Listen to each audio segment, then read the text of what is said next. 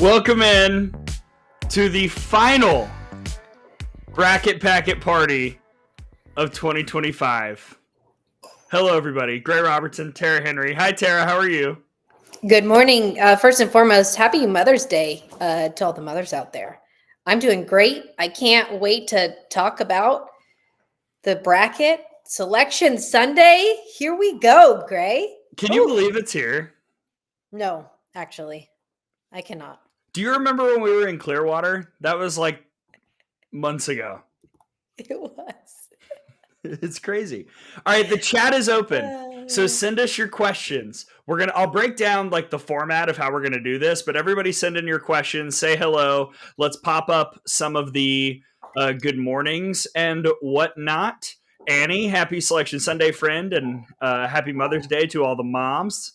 100% agree. Happy Mother's Day. Got to get my mom a little candle action this morning. Woke up at the house and hid a candle in her coffee, which was a brilliant spot to hide it, I must say. So I'm proud of that one. Not in the coffee? Not in the coffee, but in the coffee maker. So it was like hidden until she opened the thing, and there it was right there. That's cute. Yeah. A little dangerous, like water. No? Okay. I hope not. Sarah, today is the day. Let's go. Cheyenne, good morning, softball friends. Cheyenne gets a hello from Blades and Banter podcast. Roach, hi, Tara and Gray. Kelby, good morning, party people. Rennie, amen. It's softball Christmas day. Oh, here we go. Cheyenne, good morning, the beautiful Tara and the gorgeous Gray. Works for me. Man. I'm trying something a little different with my lighting because my overhead light, there was a reflection on the board. Cheyenne. What'd Cheyenne say?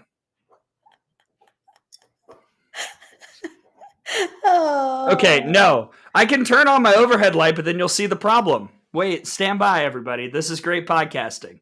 Yeah, go on. We've also had some interesting weather here.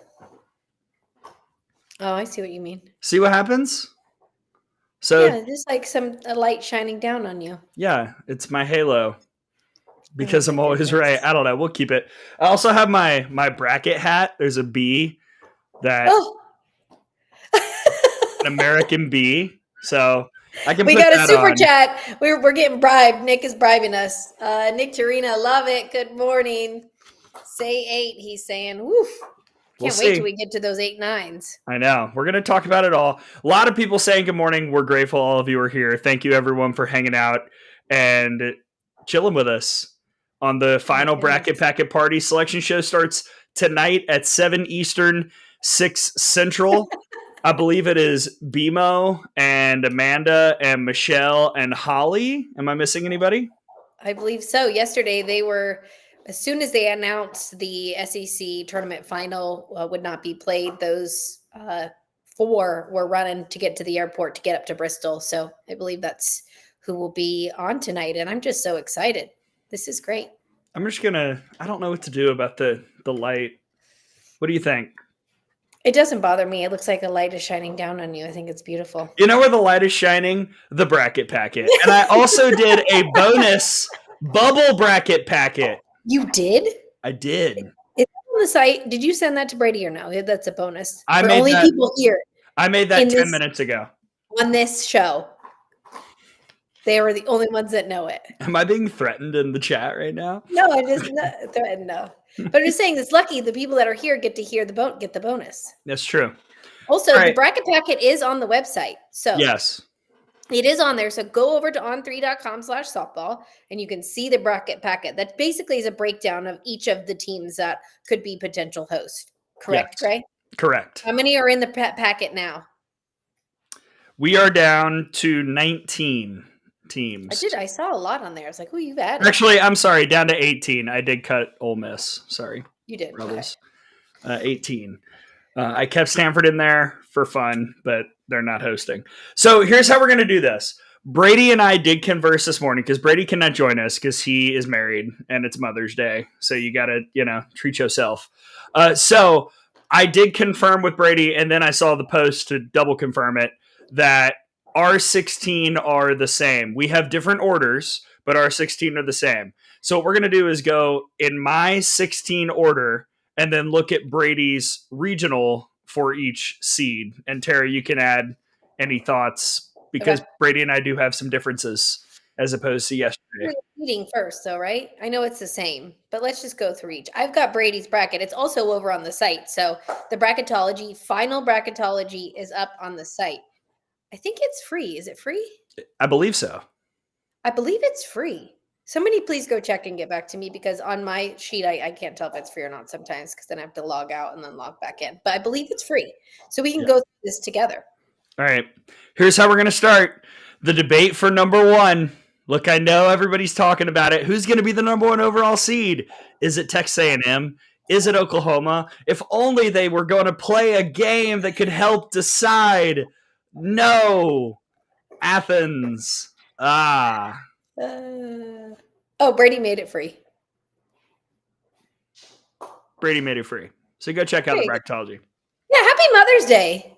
I probably wasn't supposed to make it free, but hey, happy Mother's Day. It's fine. To quote Allie Shipman, slay mother. Okay. Texas A&M, Oklahoma. Who's number one? I have got, after much deliberation, Texas A&M 1, Oklahoma 2. I know Brady is the other way. Let me state my case here. A&M being number one in the RPI has been the number one team in the RPI has been number one like every year that I've tracked this. And really there's nothing resume wise that jumps out to me about Oklahoma's resume on paper in the bracket packet, the stuff that we know the committee cares about, other than top 10 wins. I think A&M's resume is just overall better, and it seems like the growing momentum for Oklahoma being the number one overall seed is because they're Oklahoma, and I'm not sure that's how the committee should do this. I think that what the resume is should be how this is decided. So I've got A&M number one, Oklahoma number two. So can you go through? So Texas A&M's RPI is 1, strength of schedule is 5, non-con is 6, strength of schedule is 7, KPI is 1, 11 top 10 RPI wins for the Aggies, and worst loss to Mizzou on that third day, which they historically had tough time at Mizzou. So I think I had that stat up on one of our podcasts. So again, Gray's got Texas A&M at 1, and Brady has the Sooners at number 1. Which, how exciting is this? Like, there's not a clear-cut number 1. I think it's fascinating. I think it's really, really fascinating. And it's not been like that for a long time. I feel like most years we've kind of known, and I kind of like the unknown factor. When I look at the packet, there are so many similarities in like worst loss. Both teams' worst loss is Missouri. I think A&M's got better overall wins at the top. Oklahoma. So go ahead. Let's go through Oklahoma's conference. RPI is at 4. Strength of schedule 16. Non-con strength of schedule 186. KPI is 3. Yeah. So I mean, I don't know that it matters who's 1 or 2. I think it matters who's 15 and 16. Fair. And I think the team that everybody's worried about isn't even going to be there, but we'll get to that. Yeah. I don't see where Oklahoma has an edge outside of top 10 wins. And that's 2 more. It's not like it's a massive. I'm so bummed about the weather yesterday. That would have been such a great game. I was so excited. We planned our whole Saturday around it. I was so ready. Maybe they just, who knows? I thought this was. It was raining pretty good. To be fair, I was in Atlanta yesterday morning, and it had rained all morning. And normally when it rains a ton here, it just goes over to Athens. Fang can help us out here with the weather systems, but I just didn't have a great feeling about it. I'd heard rumblings that they might try and do a doubleheader on Friday, which, hindsight's 20/20, but we'll see. That would have been such a great game, though. Such a bummer. But Great it's cool. question by James. Super chat. Would OU and Texas A&M be 1 and 2 if they had played anyway? Yes, but the order might be different. OU might have been number 1. I don't know. I just don't see anything on the paper that tells me Oklahoma should be number 1. And also, I saw a question from Mark. This is a good one. This shifted since we last did our last bracket package show. Non-con back to 186. A couple days ago was 166. Initially, those conference tournament games were not being counted as conference games. So we talked about that. They were being metrically added in as non-conference games, and then they changed it. I'm not sure why. I'm not sure what happened, but it went right back to being a conference game. So that's what happened. Who makes that decision? You I just don't like know. change it back because you feel like it? That's wild to me. Oh. All right. Number 1 and 2, we got Oklahoma and A&M. We're good, set, solid there.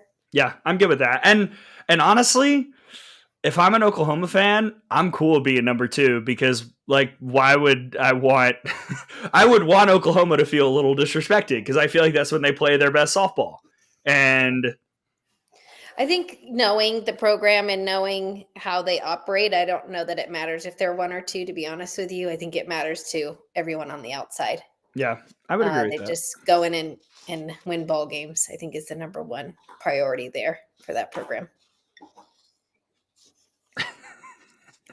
Okay, the chat is going crazy. I know. We can put it up if you want. Nate, I'm not going. Sure, we can do that. Yeah. Overlay. Guys, behave, okay? Should I move the essay? Sure. Fine. Whatever. Okay, we're going to switch that to over to the left. Now you guys can see what happens during the entire show to Gray and I. It's like madness in the chat. Yeah. Welcome to our lives. Okay, my number 3 is Florida. Who does Brady have? Brady's got the Gators as well. The Florida Gators at number 3. Yeah, I just, again, the top 2 RPI teams are typically in that like 1, 2, 3 area. Florida's resume is extremely sound. The top 10 wins are really, really good. Not quite as high as Arkansas, who we'll get to, but top 25 wins 15, top 50 wins 23. SOS at 1 is going to be a massive, massive thing that the committee is going to highlight every year. Strength of schedule. If you've got that one strength of schedule, you are given some sort of something. And non-con SOS being in the top 10 too, really, really good. No real bad losses. Worst losses UCF. They've got good wins. The Florida resume is extremely sound. If they're outside the top 4, I would be quite stunned. That would be surprising. Yeah, so Florida at that 3 seed. Oklahoma, A&M, Florida in the 3 seed. You guys have any questions about that? The chat's just cracking me up about Florida. Why Florida is at 3? Do you agree? Do you not agree? Again, the entire bracketology is free on the website. Brady just made it free, or it was free. Ooh, hello, Jackie. A red hand pointing up. Is that like a WWE thing? I'm kidding. I've spent too much time with Tom. I know what it is, but no, Nicole sent me that the other day, and I was like, "Is this are you watching wrestling now, or what?" Sorry for the shaking. Miles has a bone right below the Miles has a bone to pick with the bracketology. Yeah, Florida Gators. I mean, obviously, watching the quick exit at the SEC tournament, a little bit of concern for the Gators, and also running into an Ole Miss team that's super, super scrappy and going to be interesting to see where those Rebels go because they're going to cause some problems as a 2 seed somewhere. And I see, Rennie, your comment. Stanford did have a good strength of schedule, but they didn't have many quality wins in there. So that's like if you've got the strength of schedule with the quality wins, I should have said that, then you get a nice bump. Okay. Number 4, I've got Arkansas. Brady's got Arkansas. You guys didn't talk before you did this? No. I sent him my list after I was done, and then he sent his list. We did not speak during the process. It's also going to be fun, you guys, to watch tonight and see how close we are to what the selection committee actually does. I can't wait to hear the criteria this year. What mattered? What's the pinpoint? They always pick something, and it's like, oh, Oh, we care about that now? Okay, great. Arkansas at 4, but top 10 wins. Love that. Top 25 wins. 13, really solid. They've got the 11 top 10 wins, 17 top 50 wins, strength of schedule at 3. Non-con SOS at 98 is a little problematic, but I think that, what Arkansas has done, if we've said in the past, last year was kind of the first time where we've heard the committee really ding somebody for a bad how you finish. Arkansas is probably going to get the good how you finish wave just because of the way that they wrapped up the regular season, the way that they played in the SEC tournament, beating Tennessee. I'm sure the committee was watching that Oklahoma game. I know it was a loss, but Arkansas played pretty well. Like, Arkansas passes a lot of the stuff that could get them even as high as a 3, honestly.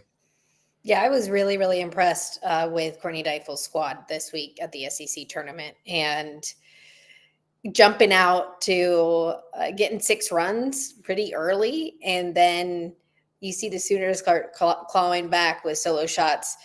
Peyton Monticelli comes in, does a nice job holding him down, and then Audrey Lowry for OU just really shut that offense down. And I think they'll be better for it. That's their 4th loss against the Sooners this year. So I afterwards in the press conference, it was tough, but again, I think that's something that you can learn from and propel you forward heading into the postseason. Just really, really was impressed with the Razorbacks. Reagan Johnson's catch, Reagan Kramer's grand slam, swinging on a first pitch when she doesn't like swinging on a first pitch. Just some really good things, some really small adjustments made throughout the game that I think are really going to help Arkansas make a run to Oklahoma City. Oh, you're calling it? You're calling the OKC run? Now? I'm calling it now, even before I see the bracket. Oh, all right. Well, real quick, who does Brady have in the Fayetteville Regional? Just hold on one second here. Brady has St. Louis, Oklahoma State, and Purdue. Whew, it's a little spicy there. So he's got Purdue in. He has Purdue in. Oh, as I look at the bubble bracket packet, Purdue 30-23 on the year, RPI of 45, strength of schedule 36. KPI does not love them, just 2 top 25 wins, 40 top 50 wins. I kind of think but Purdue was fun to watch in the Big Ten tournament, and I wonder if that kind of sweeps everybody up into the Boilermaker of it all. Because there are some bad losses on here from a while ago. That's always my question. Like, does the committee just start watching the conference tournaments and then have really a fun time watching Purdue and say, oh, yeah, maybe we'll put them in the tournament? You wonder. Bo knows I'm in bed with my family watching Tarzan. Oh, man. Whoa. Nick, I wish there was a friends and family bonus point in the RPI, but alas. Real quick, because I know people are asking, who does Brady have in the Norman Regional? In the Norman Regional? Hold on one second. Oklahoma, Weber State, Virginia, and Indiana. Okay. Virginia would be kind of the tricky one there, but if I'm Oklahoma, I would like that draw.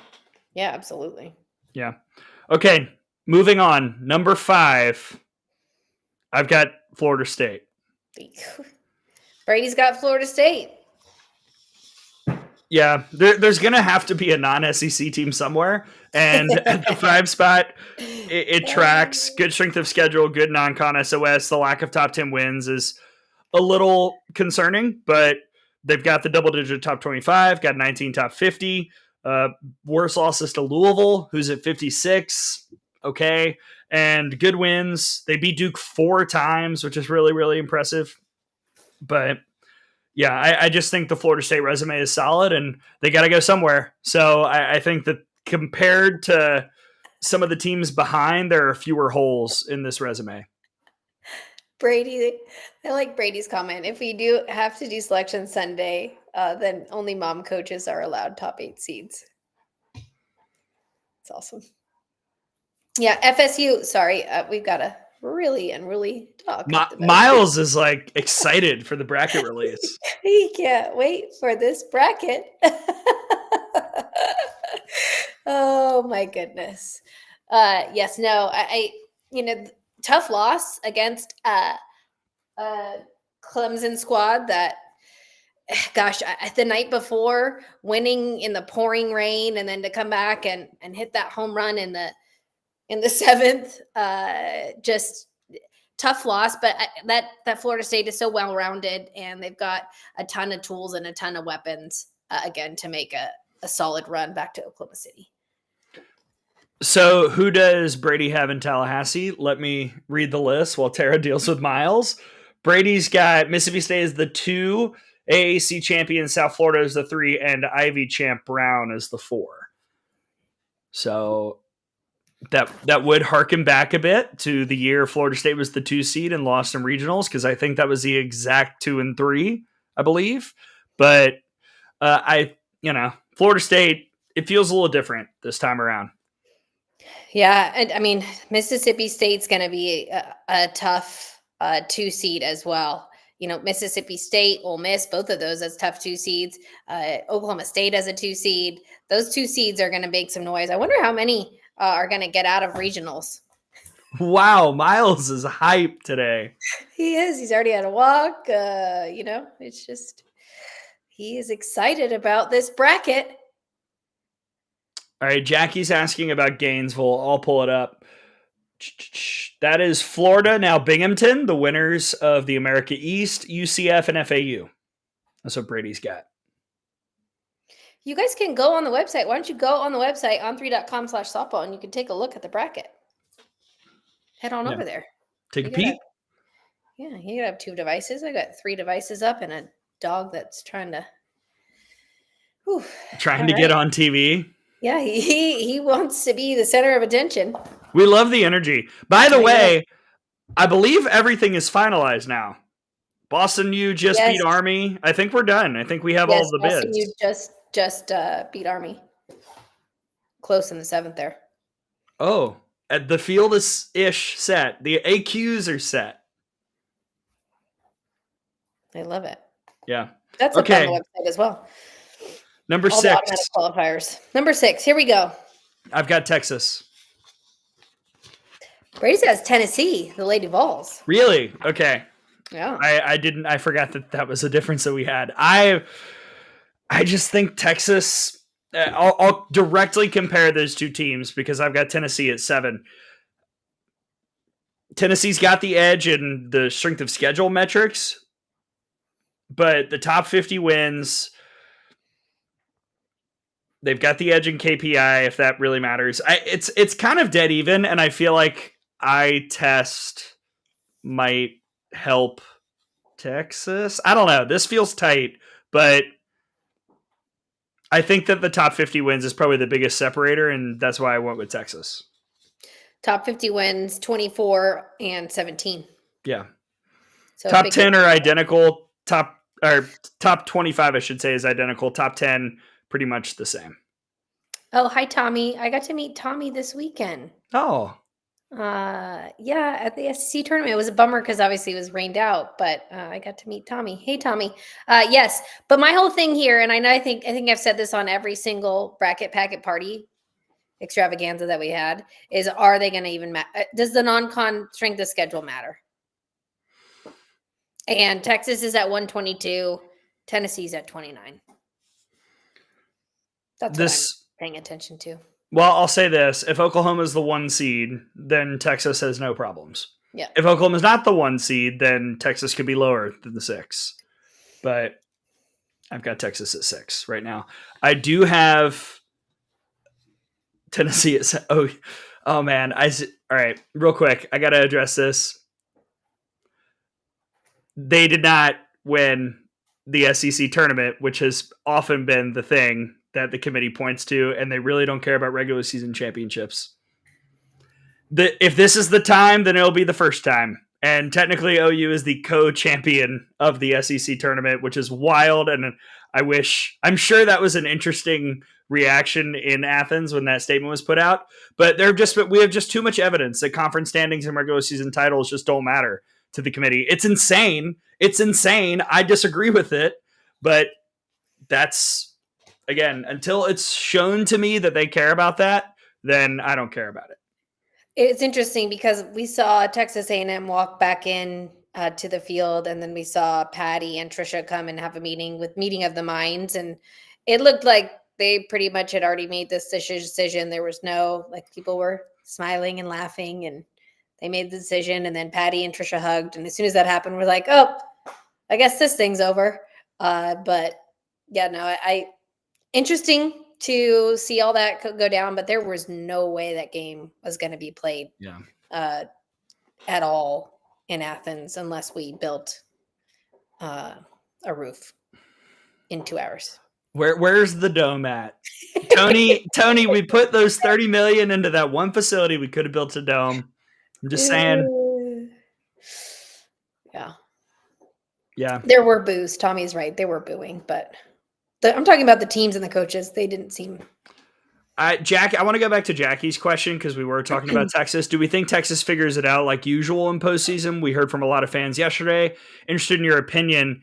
I, again, kind of think it's matchup based because we'll go back to Brady's bracketology. Who's the 2 seed in Austin per Brady Vernon? Oh, well, let's see here. In Austin, the 2 seed is Nebraska. Yeah. So that's not a great matchup if Texas is struggling. I think that the Texas pitching can shut down the Nebraska bats, maybe outside of Jordy. But if that were the matchup, again, we don't know. I hope so. It'd be kind of fun.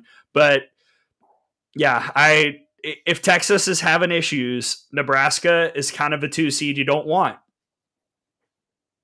Yeah, to answer your question, Jackie, I'm not quite sure. I was really, really surprised how the Longhorns showed up against Texas A&M. I wasn't surprised how Texas A&M came out and jumped all over the Longhorns, but we're going to see. They're going to go back to the drawing board and really figure out what's happening because they just looked, you look on the field and they look defeated down 6-0, and that's a high-powered offense, Gray.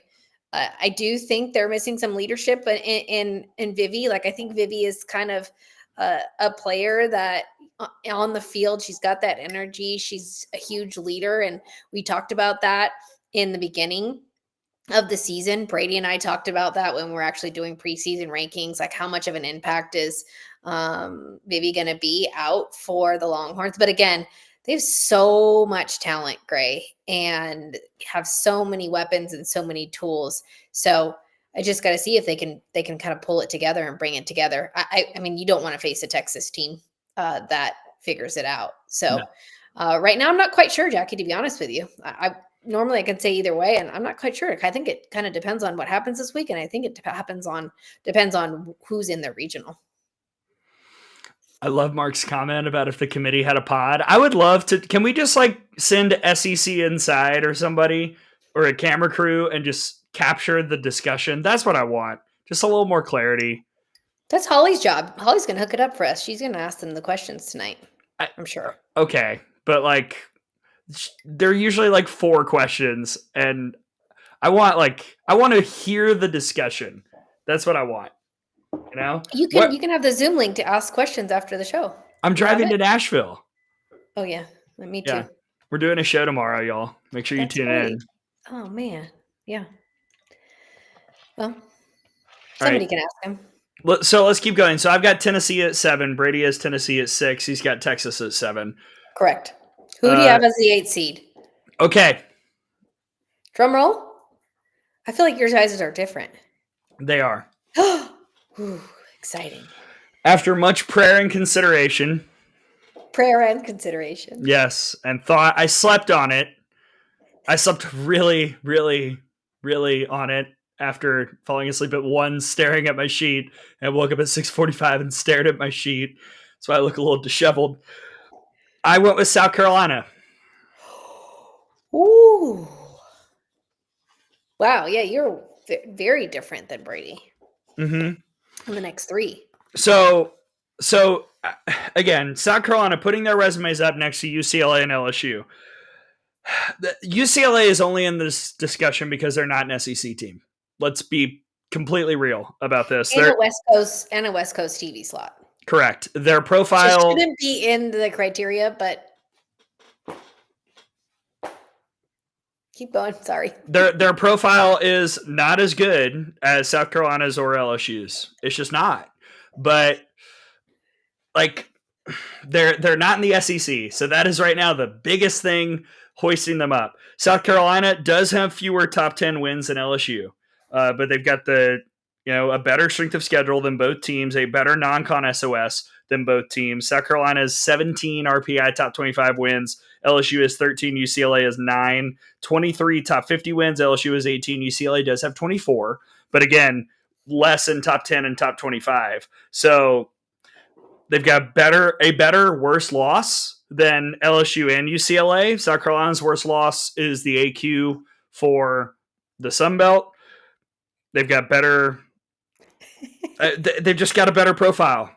And I think those 17 RPI top 25 wins is just so significant.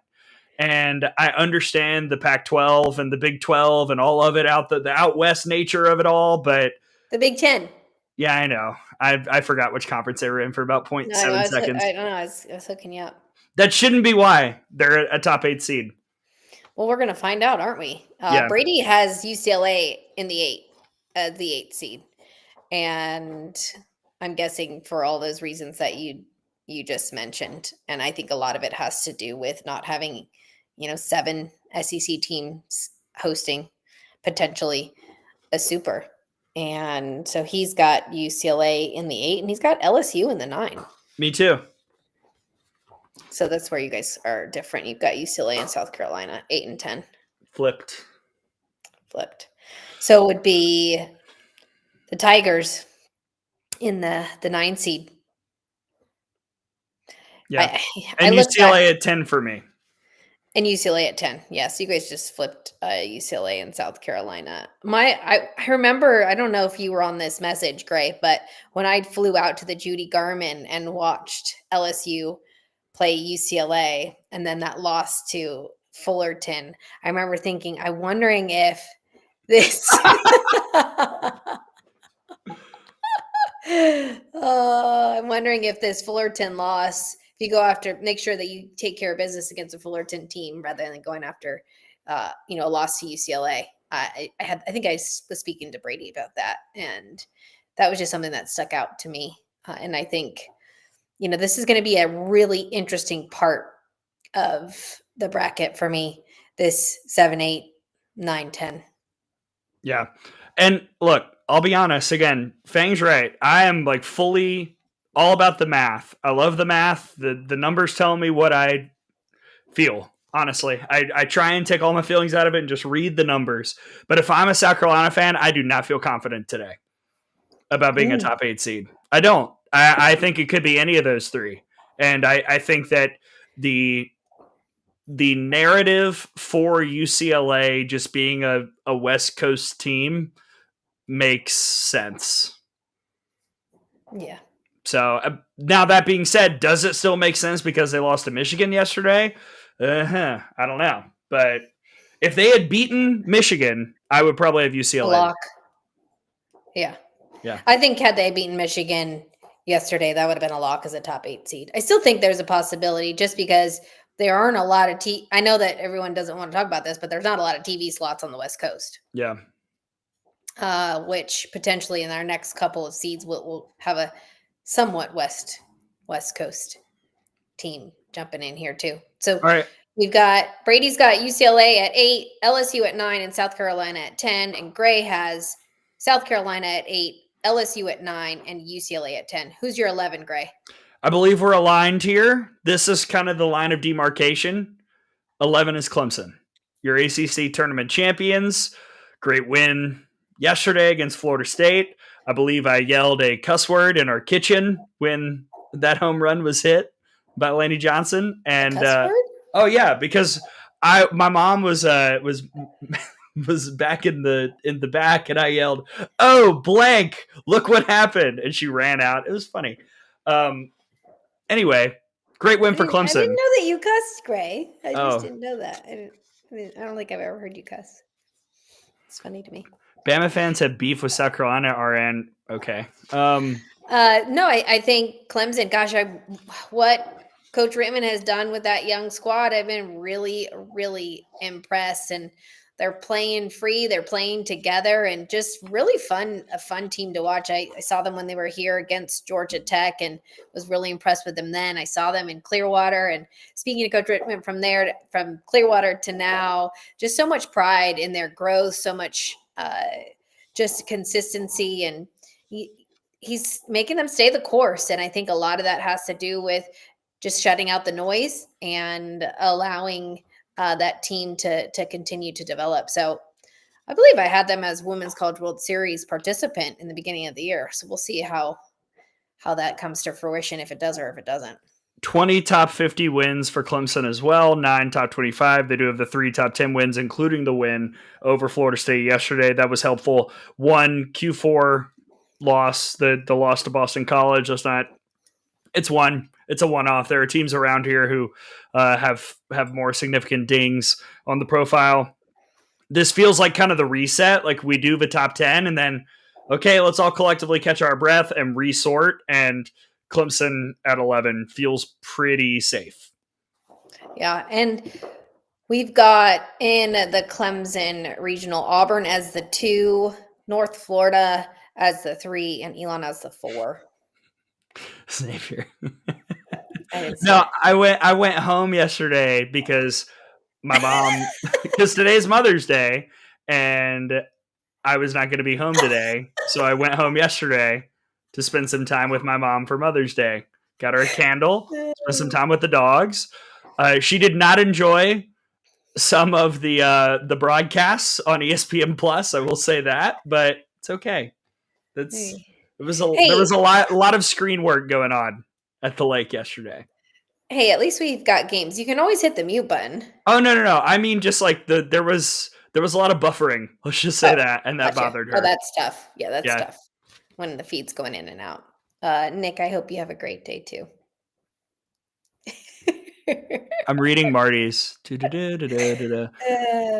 Fair, totally. I just, again, we know what the committee cares about, so that's what I value. All right, moving on. Number 12, who you got? All right, for the record, let me preface this by saying, Fang, if you're still here, Fang knows that I sent this to him last night, and I said, hold up, wait a minute. Why am I looking at the profiles and seeing this team at 12?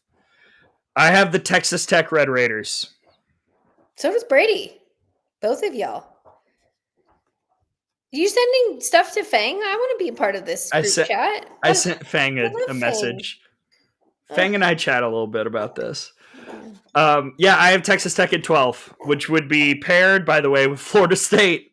So, Texas Tech winning the Big 12 is significant. I know their RPI does not love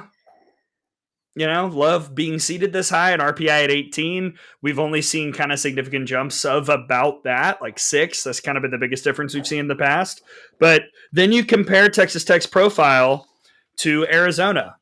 And let me get my sheets out.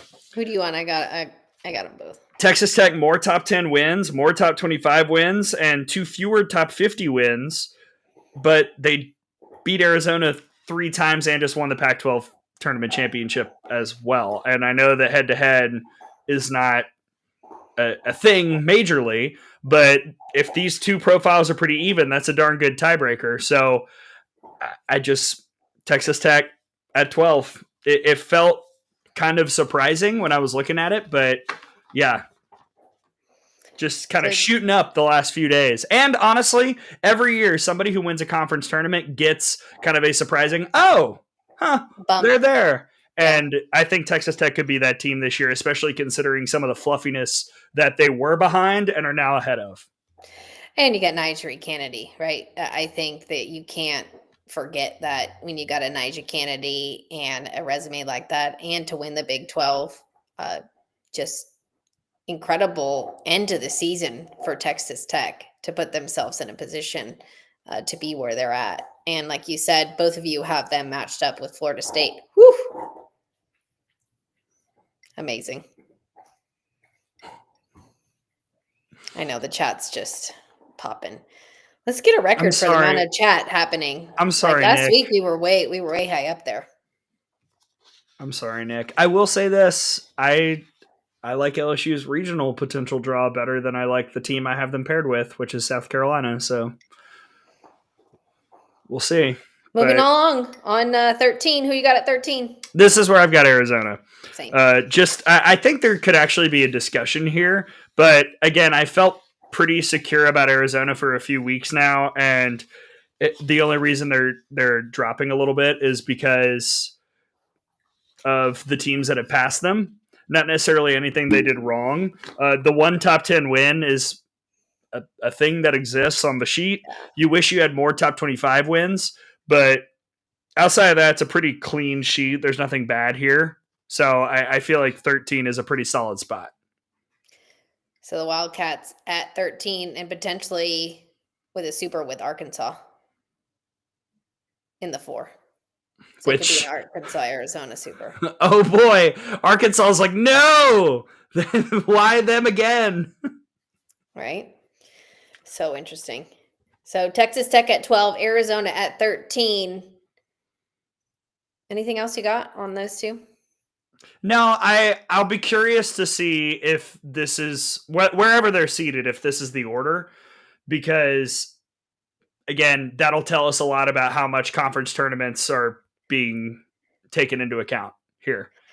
Yeah, that one top 10 win kind of sticks out to me for the Arizona Wildcats. Nick, I got you. I'm gonna wear my shirt you got me at some point on the dirt if we ever do it again. We've been super busy the last few weeks. Oh, man.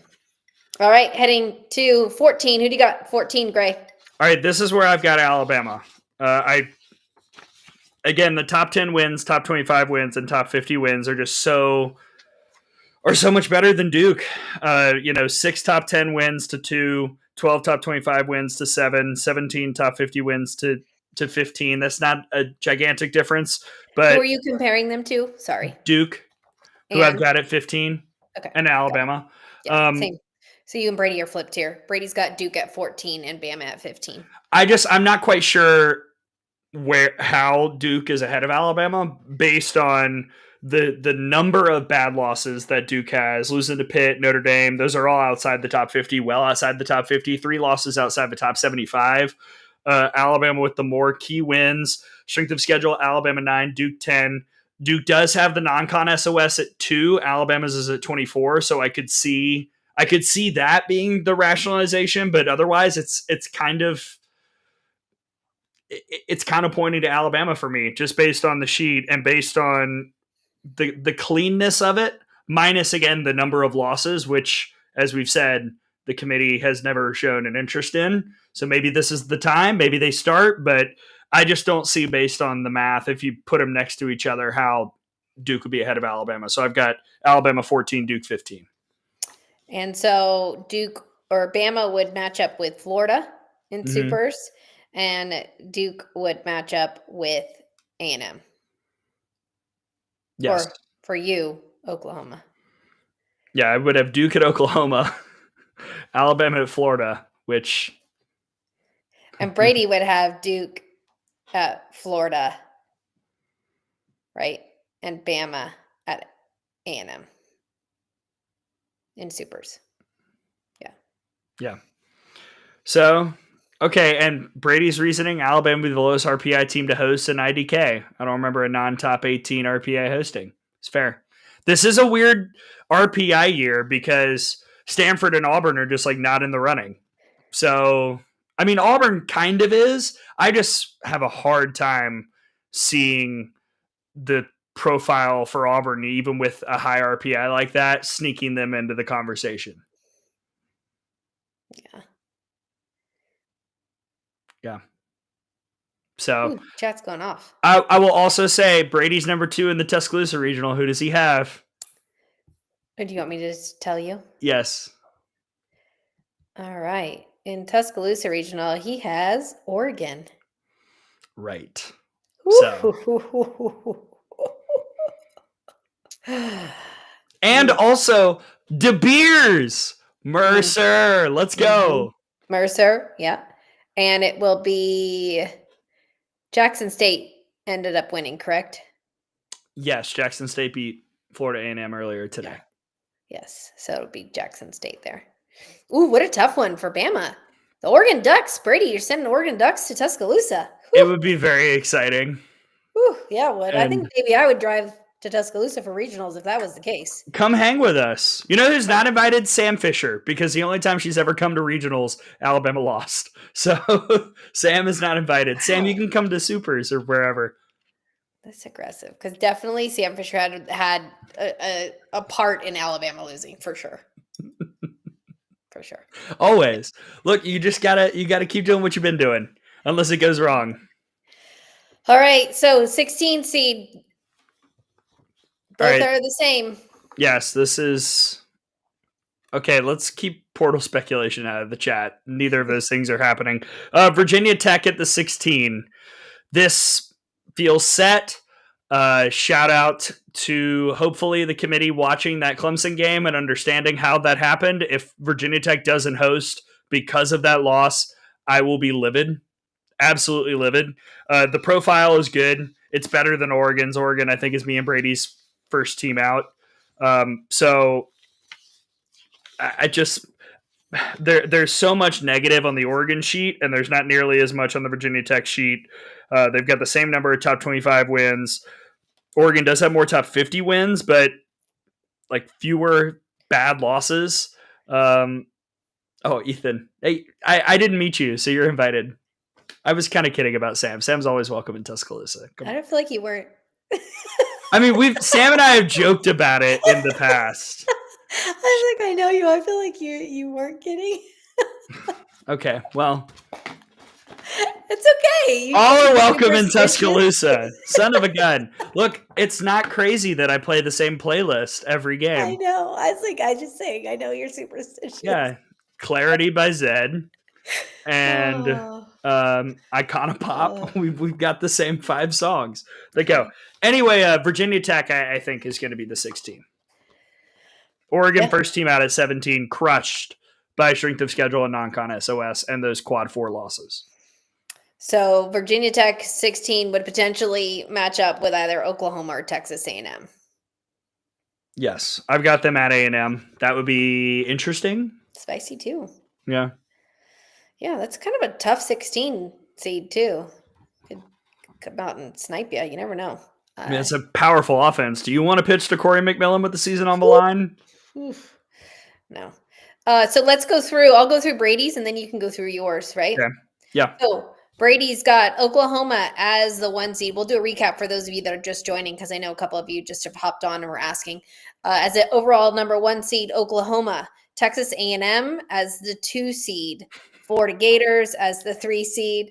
Arkansas as the 4. Florida State as the 5. Tennessee as the 6. And Texas as the 7. UCLA rounding out the top 8 for Brady. This is Brady. And then number 9 would be LSU Tigers. I'm not going to look at the chat because I'm going to get distracted. Cheyenne's killing me up in here. I'm sorry. 10 is South Carolina. 11 is Clemson. 12, Texas Tech. Arizona at 13. Duke at 14. Bama at 15. And Virginia Tech at 16. Great. Let's hear your top.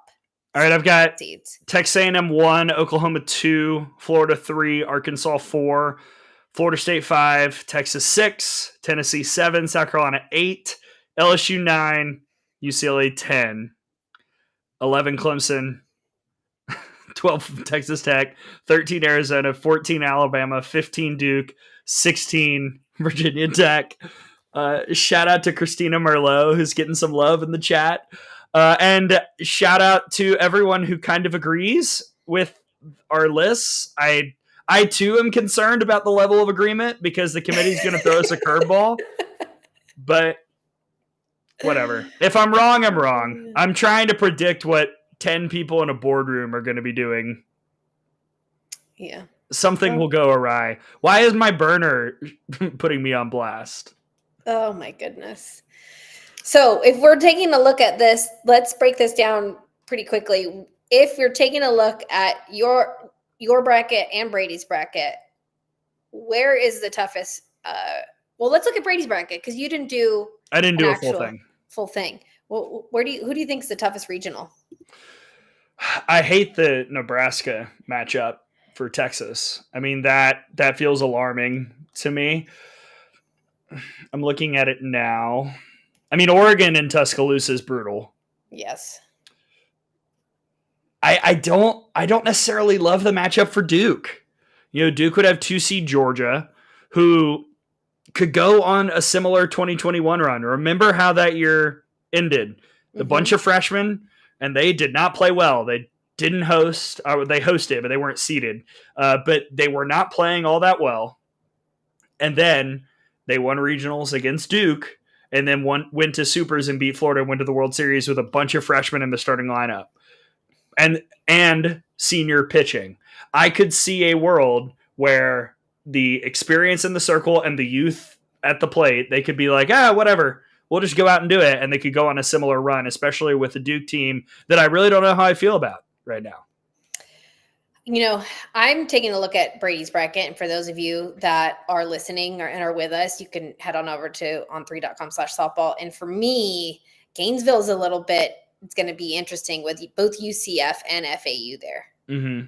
I think that could cause some problems for the Florida Gators again there. And then just in Florida in general, the Tallahassee Regional potentially with Mississippi State, USF, Florida State, and Brown. So I've got my eye on Florida and what's happening down there.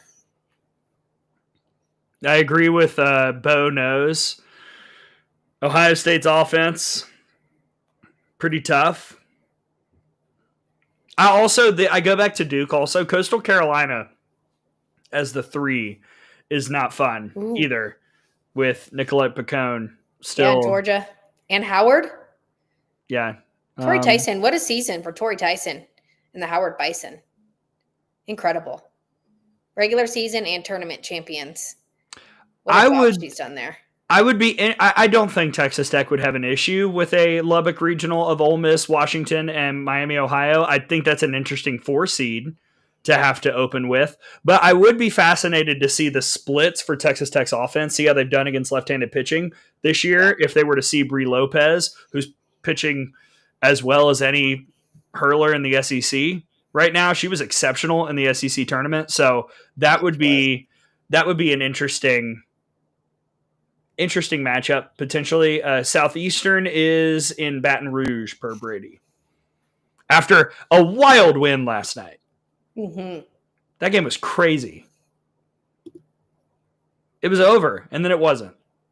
Yeah, and if you guys are looking at the bracket, let us know what you think the toughest regional is. So you can pop that up in the chat. Now, potential supers, Gray. We're gonna go. Let's stick with Brady's. Let's break with Brady's bracket. That's offensive, but okay. I knew that was gonna be a problem, but that's what everybody does. Why don't we do both? Will that make you feel better? No, let's do Brady's. It's fine. Oh wait, Bo Knows is right. Why did we not talk about UC Santa Barbara as the 4 seed at Texas A&M? Because I didn't see it. Thank you for being here, Brady. Joe Evans and the helmet back in College Station. Incredible. What a job she's doing out there on the West Coast, hanging out in Santa Barbara, riding her bike to practice, maybe surfing. I don't know. I don't know if Joe's surfing over there. Living her best life. She's living her best life and going to the NCAA tournament yet again. That could be a fun one. Joe going back to Davis Diamond. I love that, Brady. And Santa Barbara. He's here for the drama. He's such a drama queen, Brady. He is. Santa Barbara was striping the ball in that tournament. I mean, they were hitting it. I felt like every time I turned on a Big West game, Santa Barbara was already up 5-0 in like the second inning. I mean, they were getting off to great starts. So that would be interesting. I would love the storylines. And obviously for that, you have to have Amanda Scarborough call that regional, right? If you're ESPN. Epic. That would be epic. that whole, yes, that's a storyline. I hope they're listening. That's a storyline that we all want. Very wholesome, fun storyline. Send Santa Barbara to College Station. Joe Evans will be like, I know where we're eating. And because she's hooked me and Tom up with some great taco places around town. So she'd have legend. fun. She's a legend. That'd be amazing. Let us know what you guys think about regionals. Okay, supers. Gray, spiciest super. I'm taking, well, Arizona, Arkansas feels like a trap. That feels like a trap. Mm-hmm. Arizona has won a regional and a super in Fayetteville in recent memory. That feels dastardly. LSU at UCLA would be, I would be fascinated to see how the Bruins would handle that. This would be a second straight West Coast super trip for the Tigers. I think that they would fare better this time if that were the matchup. That's just me. Yeah, I'm got my eye on Texas Tech, Florida State. That could get really, really interesting. That would be the 5-12 matchup per Brady's bracket. And mine, actually. And Gray's bracket. Let's go to Gray's bracket. What is your spiciest super, Gray? I think it would be either LSU at South Carolina, because we've already seen that at LSU and South Carolina won the series. Oof. Does it flip in Columbia? Who's to say? I think y'all are kind of getting the vibe about how I feel about LSU. And look, I'm going to be honest. Alabama at Florida is a great rivalry, and it was a really fun series earlier this year. And if that's a super regional that we see, I would be really excited to broadcast that. That would be fun. And how about Texas UCLA, right, for your bracket? That would be UCLA Tennessee. Oh, your bracket has Tennessee. That's a good one, too. That would be fun as well. Yeah, absolutely. Oh, my gosh. Woolery and Megan Grant against Carlin Pickens for multiple games. See, I'm glad we did both brackets. I mean, I know UCLA already beat them this year, but like this, that was a while ago. It was a different time. 3-game series are different, everybody. 1 game in a pre-conference is very different than a 3-game series. Yeah. Definitely. Pitching plans abound. Any other questions? Yeah. Any questions, you guys? Very active in the chat. Yeah, we're nearing 2,000. I know. We got almost 2,000 people on here. This is awesome. Everybody excited. Let us know your questions. UCLA does seem to have Tennessee's number. Yeah. Cool. Well, tomorrow you guys will join us at an hour earlier, right? Yes. 11 a.m. Eastern. Yes. Wait, hold on. Eastern. Real quick, to Marin's question, if Nebraska were to win the Austin Regional, then no, they would go to South Carolina if South Carolina were to win. If it were both unseeded teams, then I think we do it based off RPI, right? That's only happened twice ever. Twice, yeah. The same year. Huh. Yeah. What a time. Is there an offshot Auburn host? No. That would be quite stunning. Oh, bracketing, or bubble. Any let's go to Brady's last 4 in, first 4 out. Last 4 in, he's got North Carolina, Washington, Indiana, and Purdue. I again have the bubble bracket packet. I agree with North Carolina. I agree with Indiana. Washington's resume is actually a little dicier than I anticipated, but a good RPI inside the top 40, so that'll probably help. And Purdue, I really want to see the Boilers in there. I'm going to be honest. I think it'd be a fun story. First 4 out for Brady are BYU, Nevada, Northwestern, and North Texas. I agree with Brady's analysis on the Wolfpack. The resume is extremely light. Extremely light. A lot lighter than I thought. And there are a lot of bad losses up in here. Like Purdue, actually. But Purdue's at least got some wins to help even that out. Nevada's best wins, they beat San Diego State twice, and that's it for the top 50. Yeah, and what a season for Nevada. Victoria Hayward in her first season at the helm there. But again, San Diego State comes in and wins that conference tournament and gets that automatic qualifier to make sure they're in there. Again, Brady's got his bracketology thoughts up on the site too. So if you guys have more questions, he answers a lot of what we went over, as well as to reasoning and why. But hopefully that was fun and informative, and a great way to start your Mother's Day and Selection Sunday. The show starts in 6 hours. Oh my gosh. Put on a timer. Let's eat. Yeah, so tomorrow, 11 Eastern, 10 a.m. Central. I'm leaving for Nashville tonight. Tara, I assume you're also leaving tonight? Yep. And we will be recording from the studios in Nashville. How fun is that?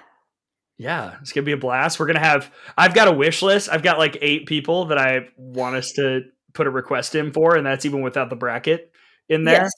Also, if SIDs are watching this, or coaches or players, can you please message me if you can hop on tomorrow anytime between 11 and 1 Eastern. So anybody that wants to hop on here and have a quick 5-minute chat, we'd love to have you. So if you're watching this, please send me a message. Most of you have my cell phone. Just send me a message. And if not, send me an email. We'd love to have you on the show.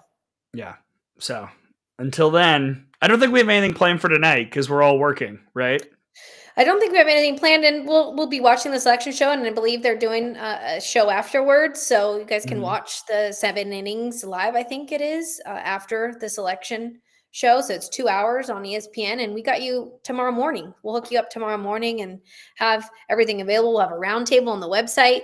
Right. We'll do kind of what Gray and I just did, toughest regional, toughest potential super, maybe upsets as well. So we'll have that up on the site. And everybody say thank you for Brady. He's been just crushing it, making sure we've got all this incredible, wonderful content for you all.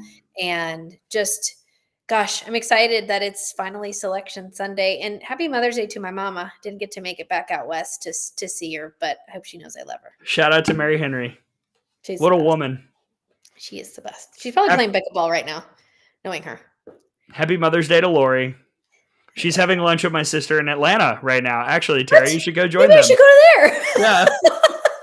I don't know where it is. It's a brunchin'. I don't know what my sister did all that, but yeah. Man. I did the coffee this morning, and that was it. Nice. All right.